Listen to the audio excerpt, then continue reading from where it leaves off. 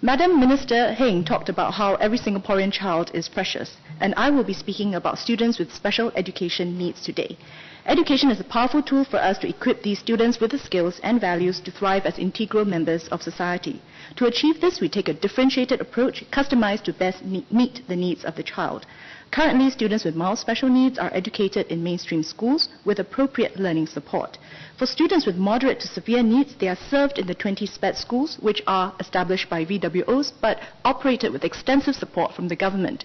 Each of these schools cater to the disability profile of their students and is organized to help students with specific special learning needs learn effectively.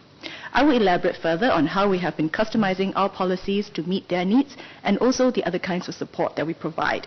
Mr. Lim Biao Chuan asked whether more financial support can be given to SPS schools. Mr. Ang Wei Neng also asked for us to extend good mainstream school policies to the SPS schools. Madam, in recognition of the needs of SPS students as a baseline, MOE provides generous funding to the SPS schools so that they can run customized programs. The funding provided for SPS students is substantially more than funding provided for a student in a mainstream school. The funds are used to run the SPS schools, pay for staff salaries, support professional development, and provide administrative and curricular support. In principle, any additional support given to mainstream students will be customized and adapted for SPS students. Some recent examples of additional financial support extended to SPS students are the Financial Assistance Scheme, or FAS, for Singapore citizens from lower income families, the School Breakfast Program for all SPED FAS students aged 7 to 12, similar to the program in primary schools, and enhancements to the Opportunity Fund for schools in FY 2013, where more funding will be provided to SPED schools with more needy students. MOE will also continue giving financial support to expand the physical capacity of the SPED sector. To meet the learning needs of SPED students, we customize the infrastructure provisions. For instance, special facilities like sensory integration rooms. We also review these needs regularly. Over the past decade, we have committed $150 million towards the upgrading and building of the 20 SPED schools. From 2013, Meta School will be able to take in another 150 students with the completion of its new extension block. We want to assure members today that no child with special needs will be deprived of a quality education because he or she cannot afford it. There are two key pillars in a good education: quality curriculum and quality teachers. The SPED curriculum framework was developed together with our stakeholders. It sets a unifying direction for excellence in teaching and learning. We are working towards high standards and strong outcomes to prepare the students for a fulfilling future. For schools to effectively implement the curriculum framework, we need customized curricula to meet the needs of children in different disability groups. MOE specialists support schools in the customization effort through workshops and school visits. This is time-consuming, but well worth the effort. At the SPED conference last year, I announced the addition of 2 domains to the SPED curriculum framework: character and citizenship education as a foundation for values-based special education, and information and communications technology, or ICT, as an enabler for teaching and learning. Mr. Ang Wei Neng has talked about more ICT support for SPED schools. Technology is an enabler that unlocks the potential of each child, especially those who have difficulty communicating or learning using conventional methods. Hence, together with the Tote Board, MOE has introduced an ICT funding model for SPED, totaling $4.5 million over the next 3 years. Teachers, too, are essential for quality education, and this is why from last year, more funds have been made available to raise salaries for staff in SPED schools. Today, a large majority of students with mild intellectual disability have the potential to attain nationally recognized vocational certification and be placed in open employment with the right kind of support. MOE piloted a certified course on vocational education in 2012 to build staff capability in this area, and will be working with SPED schools to put in place vocational education to benefit more students. To improve accessibility to SPED schools, we have increased SPED school capacity and facilitated placement.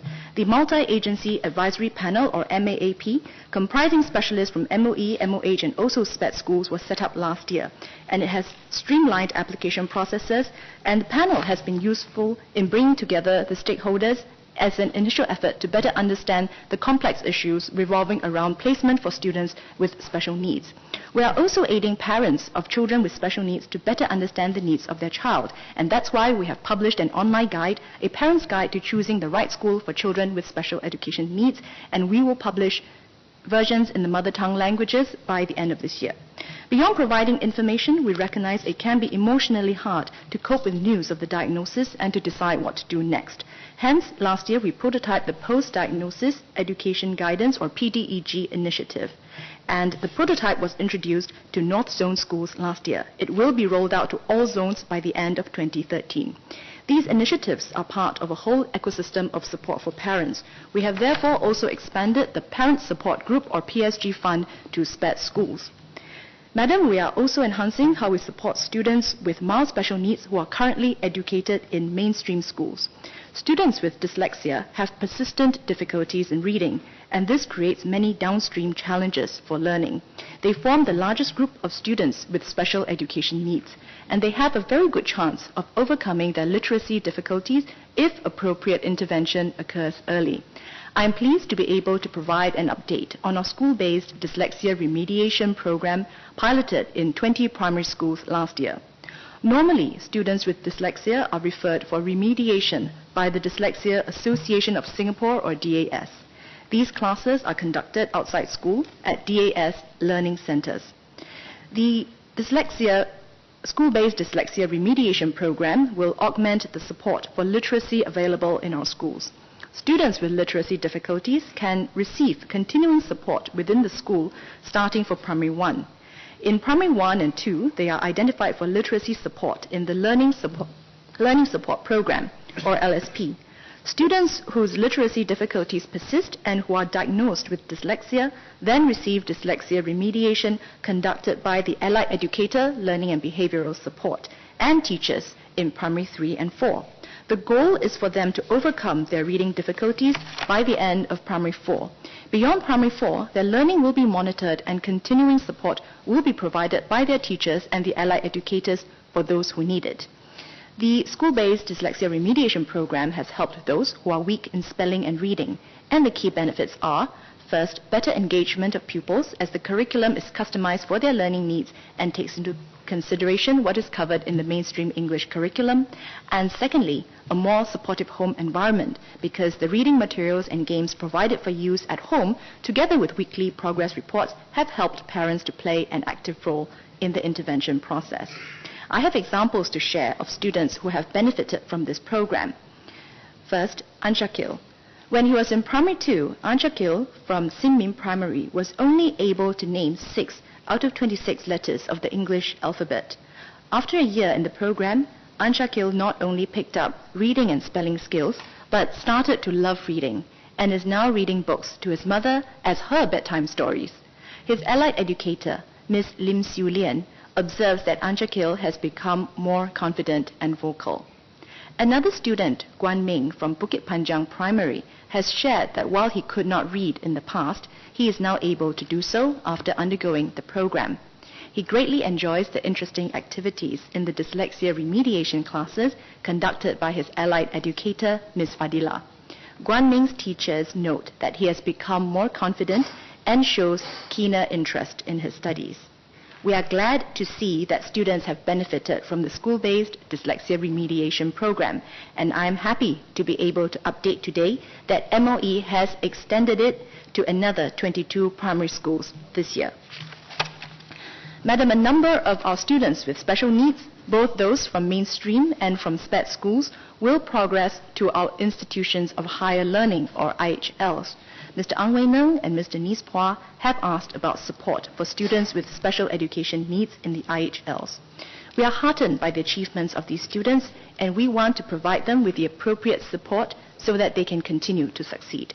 There are 2 key areas that we are focusing on as a start. First, we will provide more systematic transition support. Instead of relying on self-declaration, we have piloted the transfer of relevant diagnosis and support information of students with special education needs from 64 secondary schools to ITE. The transfer was performed with consent from students and parents and was very well received.